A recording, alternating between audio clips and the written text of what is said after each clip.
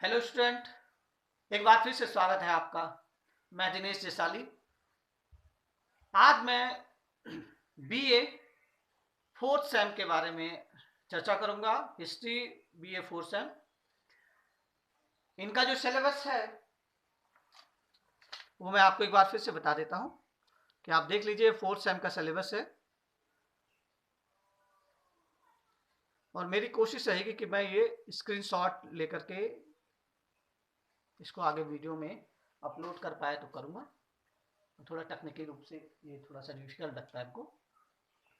तो जो आपका जो फोर्थ सेमेस्टर का जो सिलेबस है वो है भारत का इतिहास 1707 से लेकर के 1950 तक, 1707 टू 1950 तक आपका ये सिलेबस है। और इसके बीच में जितनी भी परिघटनाएं हुई आपके सिलेबस में समाहित है। मैं आप आज यूनिट सेकेंड और यूनिट थर्ड पर चर्चा करूंगा। ये केवल बी एग्जाम के लिए इंपॉर्टेंट नहीं है ये वीडियो, बल्कि आगे जो कॉम्पिटिटिव एग्जाम आएंगे, चाहे वो लोक सेवा आयोग हो, संघ लोक सेवा आयोग हो, अन्य कॉम्पिटिटिव एग्जाम हो, इसमें भी आपको ये उपयोगी रहेगा। ऐसे मैंने इसको करने की कोशिश किया है कि एक तो आपको डिस्क्रिप्टिव भी आप इसको कर सके, विस्तार पूर्वक भी आप इसको व्याख्यायित कर सके, और समराइज फॉर्म में भी थोड़ा संक्षिप्त रूप में भी मैंने इसको करने का प्रयास किया। इतना संभव नहीं है कि पूरा विस्तार पूर्वक मैं आपको यहाँ पर ये बता सकूं, तो थोड़ा समराइज फॉर्म में भी है। तो ये कहने का मतलब ये हुआ कि आपको ये बीए के क्लास में उपयोगी तो रहेगा ही रहेगा, इसके अलावा कॉम्पिटिटिव एग्जाम में भी ये उपयोगी रहेगा। अब मैं अपने टॉपिक पर आता हूं। जो यूनिट सेकेंड है, उपनिवेशवाद का प्रारंभ कैसे हुआ भारतवर्ष में, इसके बारे में। उपनिवेश शब्द है संस्कृत भाषा के उपनिवस से बना है। उप मतलब नजदीक होता है, निवस मतलब निवास करने वाले, अर्थात जो आपके नजदीक आकर के निवास करना शुरू कर दे, ऐसी व्यवस्था को हमने उपनिवेश कहा है। उपनिवेशवादी व्यवस्था का प्रारंभ आधुनिक काल में कहां से हुआ, इसको हम समझेंगे पहले। तो इसका श्रेय जाता है यूरोप को।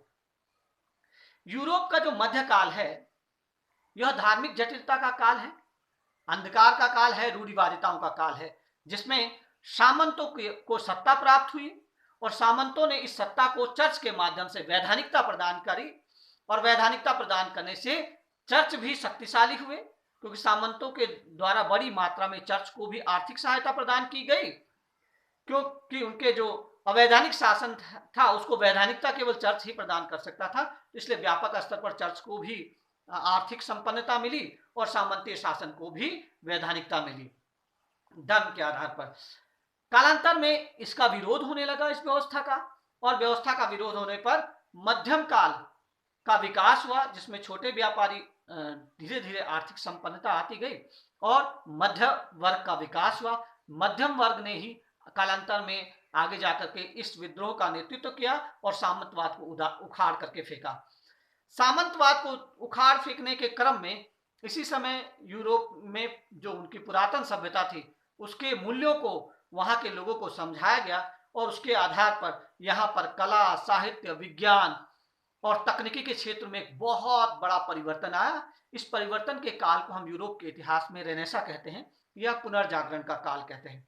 इसी पुनर्जागरण के काल में औद्योगिक क्रांति आई, उद्योगों की स्थापना हुई, उद्योग के क्षेत्र में तकनीकी अनुसंधान हुए और व्यापक स्तर पर हुए, जिस कारण एक औद्योगिक संपन्नता आई। और यूरोप में जब ये औद्योगिक संपन्नता आई तो उत्पादन में व्यापक स्तर पर बढ़ोतरी होने लगी। इस व्यापक स्तर पर उत्पादन में बढ़ोतरी ने यूरोप के लोगों को आर्थिक रूप से संपन्न किया, और जब लगातार निरंतर इसमें उत्पादन होता रहा तो एक स्थिति ऐसी आ गई कि उत्पादन अधिशेष की स्थिति आ गई, सरप्लस प्रोडक्शन का कॉन्सेप्ट आया। और जब सरप्लस प्रोडक्शन हुआ तो इसी सरप्लस प्रोडक्शन को खपाने के लिए नवीन स्थानों के खोज के लिए प्रयास होने शुरू हो गए। पुर्तगाल के शासक हेनरी द नेविगेटर, जिन्होंने कहा जाता है कि नवीन स्थानों की खोज के लिए, नवीन अनुसंधान के लिए समुद्र यात्रा के संदर्भ में व्यापक स्तर पर खर्च किया, और इनकी इन्हीं और इनके तरह के लोगों की वजह से धीरे धीरे जो समुद्र के क्षेत्र थे उसमें अनुसंधान को प्रोत्साहन मिलने लगा और यहां से दूर की यात्रा करने वाले नावों का आविष्कार हुआ, दिशा सूचक यंत्र का आविष्कार हुआ। इससे जो है नवीन स्थानों को खोजने में सहायता होने लगी। इन नवीन स्थानों को खोजने के लिए क्यों खोजा गया, इसके संबंध में कुछ इतिहासकार कहते हैं कि 3G का सिद्धांत यानी कि 3G का सिद्धांत बहुत महत्वपूर्ण इसके लिए माना जाता है। अब वास्तव में 3G का सिद्धांत क्या है, थोड़ा जल्दी जल्दी बता रहा हूं ताकि मैं अपने मूल टॉपिक पर पहुंच सकूं। 3G का सिद्धांत क्या है, जब यूरोप ने आर्थिक संपन्नता पा ली तब यूरोप के लोगों ने विश्व में अपनी सभ्यता का विस्तार करने के लिए 3G के सिद्धांत को मान्यता दी और उसके आधार पर कार्य करना शुरू किया। पहले G का मतलब है गॉड, दूसरे G का मतलब है ग्लोरी और तीसरे G का मतलब है गोल्ड यानी कि धन संपदा। तो यूरोप के लोग ये चाहते थे कि जो उनका धर्म है उसका विस्तार संपूर्ण विश्व में हो। इसके लिए उन्होंने प्रयास करना शुरू किया। इसको हम गॉड का कॉन्सेप्ट कहते हैं। नवीन स्थानों की खोज करनी शुरू की। इसके अलावा जो वैभवकालीन कीर्ति है, उनका यश है, पूरे विश्व में फैले, इसके लिए उन्होंने प्रयास करना शुरू किया जिसको ग्लोरी कहा जाता है। और जो उनका उत्पादन अधिशेष है उसको वो खपा सके और उससे धन अर्जन कर सके, इसी सिद्धांत को गोल्ड कहते हैं। तो इसी सिद्धांत के तहत यूरोप के लोगों ने नवीन स्थानों की खोज करने का प्रयास किया। स्पेन के नाविक कोलंबस ने अमेरिका की खोज कर ली। ऐसे ही भारत की खोज में निकले पुर्तगाल के नाविक बार्थोलोमो डियाज ने अफ्रीका की खोज कर ली, दक्षिण अफ्रीका की खोज करी और भारत की ओर आ रहा था तो उसका नाविक बेड़ा खराब हो गया और वो यहां से जो कैप ऑफ गुड होप है, दक्षिण अफ्रीका के ठीक नीचे कैप ऑफ गुड होप है, वहीं से वापस पुर्तगाल चला गया। उसके इसी यात्रा मार्ग का अनुसरण करते हुए कालांतर में वास्को डी गामा भारत की खोज करने के लिए कैप ऑफ गुड होप आशांतरित होते हुए अरब सागर में पहुंचा।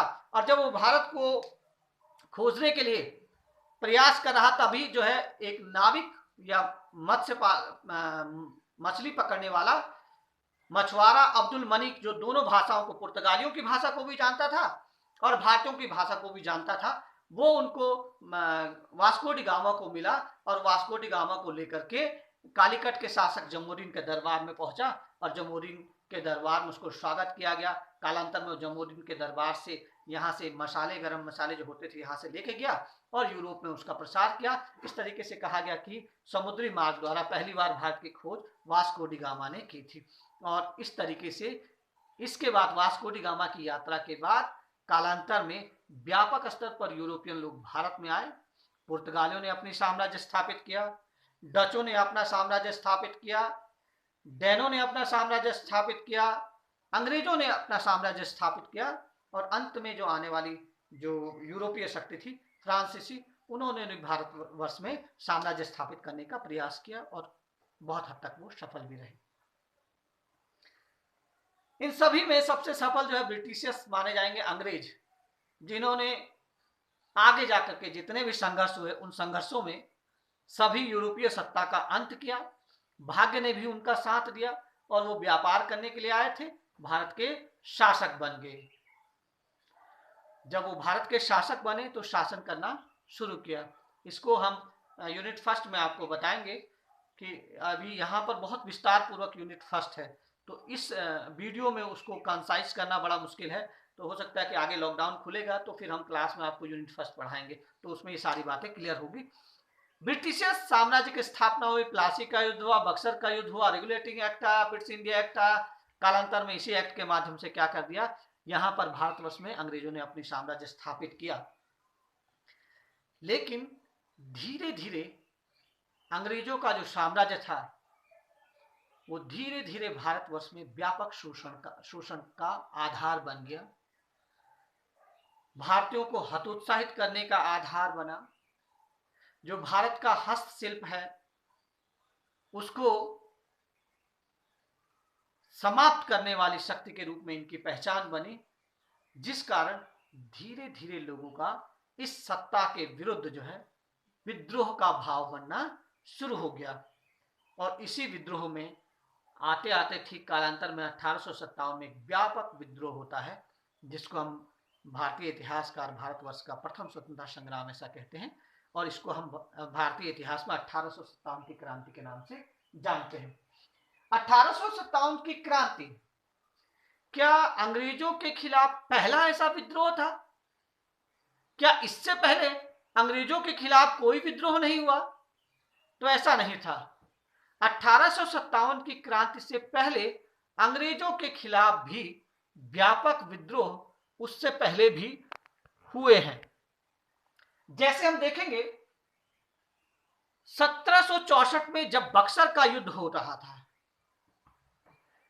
कैप्टन मुनरो जो है बक्सर के युद्ध का नेतृत्व कर रहे थे, तब जो है सिपाहियों ने ब्रिटिशर्स पर आरोप लगाया कि यह नस्लीय भेद कर रहे हैं, और इस कारण जो है वहां पर सिपाहियों के द्वारा 1764 में पहली बार अंग्रेजों के खिलाफ जो है विद्रोह किया। कालांतर में 1806 में वेल्लूर मठ में भी बहुत बड़ा व्यापक विद्रोह हुआ अंग्रेजों के खिलाफ।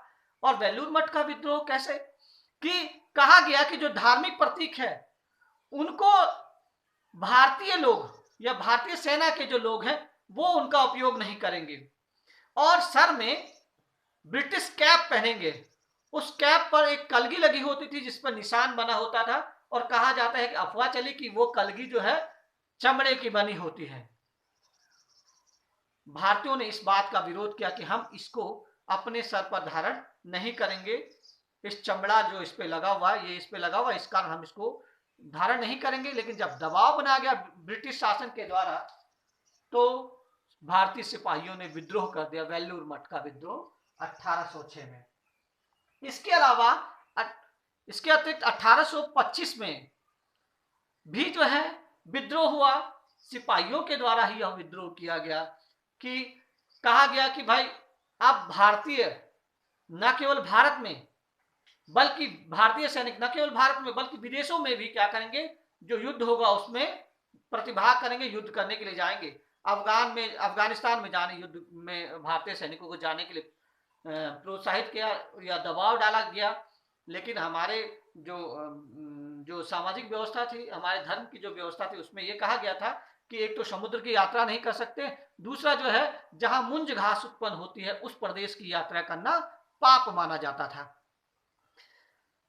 अफगानिस्तान वाला जो ऊपरी रीजन है वो स्टेपीज प्रदेश है, वहां पर मुंज घास होती है, तो वहां पर जाना धार्मिक रूप से प्रतिबंधित था, इसीलिए सैनिकों ने वहां जाने से मना कर दिया। और 1825 में असम में इस बात के लिए विद्रोह भी हुआ। इसके अलावा 1842 में नौसेना ने भी विद्रोह कर दिया वेतन के संबंध में, क्योंकि उनको वेतन बहुत कम दिया जाता था, अपेक्षाकृत ब्रिटिश सैनिकों के अपेक्षाकृत भारतीय सैनिकों को कम वेतन दिया जाता था, और इसी के कारण जो है 1842 में नौसेना ने भी विद्रोह किया। तो ऐसा नहीं है कि इससे पहले जो है विद्रोह नहीं, इसके बाद भी छोटे मोटे विद्रोह होते रहे, और 1857 तक आते आते इन छोटे विद्रोहों ने एक व्यापक रूप ले लिया, और एक बहुत बड़ा विद्रोह जो है 1857 के में हुआ। 1857 की क्रांति के समय ब्रिटिश व्यवस्थाएं कैसी थी उस पर थोड़ा सा एक प्रकाश डालेंगे हम, ये एग्जामिनेशन के पॉइंट ऑफ व्यू से इंपॉर्टेंट है। इस समय जब भारत में 1857 की क्रांति चल रही थी, ब्रिटिश पीएम जो ब्रिटेन में प्रधानमंत्री थे, पाल्मस्टन ब्रिटेन के प्रधानमंत्री थे। इसके अलावा भारतवर्ष में भारत के गवर्नर जनरल लॉर्ड कैनिंग थे, ये भारत के गवर्नर जनरल भी थे। और कालांतर में जब 1857 की क्रांति के बाद जब ब्रिटिश क्राउन का शासन भारतवर्ष में स्थापित होगा, तो ये भारतवर्ष के पहले वायसराय भी रहेंगे। उसी समय भारतवर्ष में जो सेना थी, ब्रिटिश सेना, उसके सेनापति एनिसन थे। एनिसन ब्रिटिश सेनापति थे। सैन्य मुख्यालय शिमला में था, पूरे भारतवर्ष का सैन्य मुख्यालय शिमला में था, और जो तोपखाना का मुख्यालय था वो मेरठ में था। उस समय जो मुगल शासन थे, उस समय मुगल जो शासक था, जो भारत का प्रतिनिधित्व कर रहा था, बहादुर शाह जफर मुगल सेना मुगल बादशाह थे उस समय 1857 की क्रांति के समय। 1857 की क्रांति क्यों शुरू हुई? क्यों शुरू हुई इसके लिए तो मैंने आपको बता दिए कि आगे मैं कारण में डिस्कस करूंगा कि कारण क्या थे 1857 की क्रांति के। लेकिन इसके अलावा भी जो कुछ छोटे मोटे जो कारण थे उसको डिस्कस करना और एग्जामिनेशन के पॉइंट ऑफ व्यू से बहुत इंपॉर्टेंट है। 1854 का डाक विधेयक। पहले क्या होता था कि जो ब्रिटिश सैनिक होते थे उनको फ्री में पत्राचार करने का मतलब अवसर मिलता था। वो फ्री में पत्राचार करते थे, पैसा नहीं देना पड़ता था उनको। वो फ्री में अपना जो लेटर है वो अपने घर को भेजते थे, उसके लिए कोई पैसा देना नहीं होता था। लेकिन 1854 में डाक विधेयक एक कानून लाया गया, उसके आधार पर प्रत्येक लेटर को पोस्ट करने के लिए 2 पैसा जो है देना पड़ेगा अनिवार्य रूप से। ऐसी व्यवस्थाएं की गई जिससे ब्रिटिश सैनिकों में जो भारतीय सैनिक थे उनमें विद्रोह का भाव व्याप्त हो गया। इसके अलावा एक बहुत इंपॉर्टेंट कारण इसमें यह भी माना जाता है कि 1857 की क्रांति में 1856 में अवध का विलय कुशासन के आधार पर ब्रिटिश साम्राज्य में कर लिया गया। पहले साम्राज्य के विलय करने के लिए 2 ही आधार हुआ करते थे, एक डलहौजी का सिद्धांत और एक वेलेजली की सहायक संधि। इन 2 आधारों पर इन्होंने व्यापक स्तर पर भारतीय साम्राज्यों का ब्रिटिश साम्राज्य में विलय किया। लेकिन ये कोई आधार नहीं था, इस आधार पर पहले किसी भी साम्राज्य को भारतवर्ष में विलय नहीं किया गया था। जो क्या था, कुशासन के आधार पर कि अवध में कुशासन चल रहा है, उसके इसका आरोप लगाते हुए उस साम्राज्य का विलय जो है ब्रिटिशर्स ने अपने साम्राज्य में कर लिया। अब बहुत व्यापक स्तर पर जो सेना आती थी ब्रिटिशर्स की, वो इसी अवध क्षेत्र में, अवध वाले प्रांत की सेना होती थी। अब जो सैनिक है उनके मन में यह भाव आया कि भाई हमारा जो प्रांत था उसको भी गुलाम बना लिया गया, ये ब्रिटिशर्स ने सही नहीं किया। और ऐसा कोई आधार पहले कभी नहीं देखा गया कि कुशासन का आरोप लगा करके किसी शासन को ब्रिटिशर्स ने अपने साम्राज्य में मिला लिया हो। लेकिन हमारे साम्राज्य अवध को इन्होंने इसी आरोप के तहत मिलाया है। इस आधार पर भी व्यापक स्तर पर वहां पे जो सैनिक थे ब्रिटिश सेना में वो भर्ती थे, उनके मन में अपना स्वदेश या राष्ट्र प्रेम का भाव व्याप्त हुआ और उन्होंने कहा ये गलत हुआ, तो उनके मन में ब्रिटिशर्स के खिलाफ के विरुद्ध एक विद्रोह का भाव व्याप्त हो गया। मूलतः विद्रोह के शुरुआत कहां पर हुई? तो 29 मार्च 1857 की घटना है। मंगल पांडे 34वीं इन्फेंट्री के बैरकपुर पश्चिम बंगाल में है और वहां पर ये उनको एक उन्हीं के एक दोस्त कहते हैं कि जाति में उनसे नीचे रहे होंगे, तो उन्होंने कहा कि भाई पंडित जी हमको पानी पिला दो। तो उन्होंने कहा कि भाई आपको ऐसे हाथ करके पीना पड़ेगा, मैं अपना बर्तन आपको नहीं दूंगा क्योंकि जाति में आप हमसे नीचे हैं। तो उन्होंने कहा पंडित जी आप कौन सी जाति रही, आप तो जो है गाय की चर्बी का आप सेवन कर रहे हैं। तो कहता है ऐसे कैसे, हम तो ऐसा मांस कभी खाते नहीं। तो वो कहते कि नहीं, जो आप ये कारतूस है ना, कारतूस को जो आप दांत से तोड़ते हैं इस पर ग्रीस लगा होता है और इस ग्रीस में गाय की चर्बी मिलाई जाती है, इसीलिए आप जो है उसको तोड़ेंगे तो मुंह में जाएगा, तो अल्टीमेटली आप भी उसको सेवन कर रहे हैं। तो फिर मंगल पांडे इस बात का पता लगाने के लिए पास ही की एक ग्रीस बनाने वाली फैक्ट्री में वेश बदल के जाते हैं और तब उनको पता चलता है कि वास्तव में ऐसा हो रहा है। तो वो आते हैं बड़े गुस्से में और अपने सार्जेंट हुस्टन और बाघ जो ब्रिटिश अधिकारी थे उनको गोली मार देते हैं। मंगल पांडे को पकड़ लिया जाता है और मंगल पांडे को फांसी हो जाती है। 34वीं इन्फेंट्री को समाप्त कर दिया जाता है और उसके सैनिकों को अन्य इन्फेंट्रियों में समाहित कर दिया जाता है। इस बात की सूचना आग की तरह फैली और चारों ओर ये फैल गई कि ब्रिटिशियर्स जो एनफील्ड राइफल ब्राउन बेस के स्थान पर जो एनफील्ड राइफल लाए हैं उसमें जो उपयोग होने वाली जो कारतूस है उस पर जो ग्रीस लगा होता है वो गाय की चर्बी का बना हुआ है। इस बात ने धीरे धीरे सारी सैन्य छावनी में ये बात आग की तरफ फैल गई कि मंगल पांडे के साथ ऐसा हुआ और इस तरीके से उसने विद्रोह किया। ये बात मेरठ में भी पहुंची। मेरठ छावनी के सैनिकों ने जो एनफील्ड राइफल है उसको उपयोग करने से मना कर दिया और इसको देशद्रोह का मामला मानते हुए ब्रिटिश अधिकारियों ने इन सैनिकों को बंदी बना लिया गया और आदेश दिया गया कि इन सैनिकों को तोप से उड़ा दिया जाए।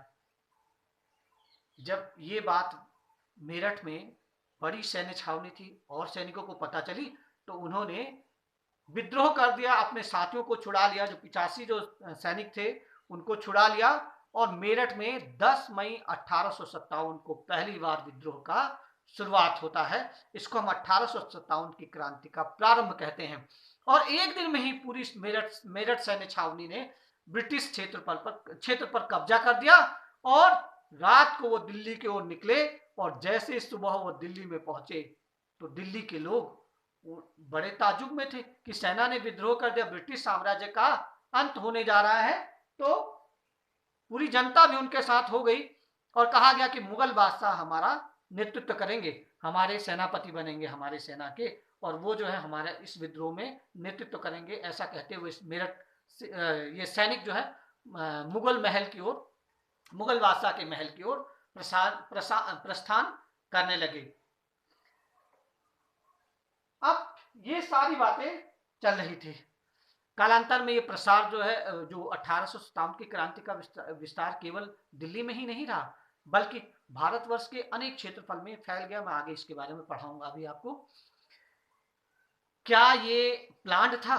कुछ इतिहासकार कहते हैं कि हाँ, ये प्लान्ड विद्रोह था, एक व्यवस्थित विद्रोह था, योजनाबद्ध तरीके से किया गया विद्रोह था, क्योंकि इस विद्रोह का जो संकेत माना गया वो रोटी और कमल था। जहां विद्रोह होना है उस विद्रोह करने वाले क्षेत्रफल पर दूसरे जगह का चौकीदार कमल और रोटी उसको देता था। उसके बाद वो कमल और रोटी आगे जहां विद्रोह होना है वहां पहुंचा देता था। जहां जहां वो कमल और रोटी पहुंचती थी वहां विद्रोह शुरू हो जाता। ऐसा कुछ इतिहासकारों का मानना है कि ऐसा 1857 की क्रांति इस तरीके से फैली। आगे हम इस पर अभी चर्चा करेंगे।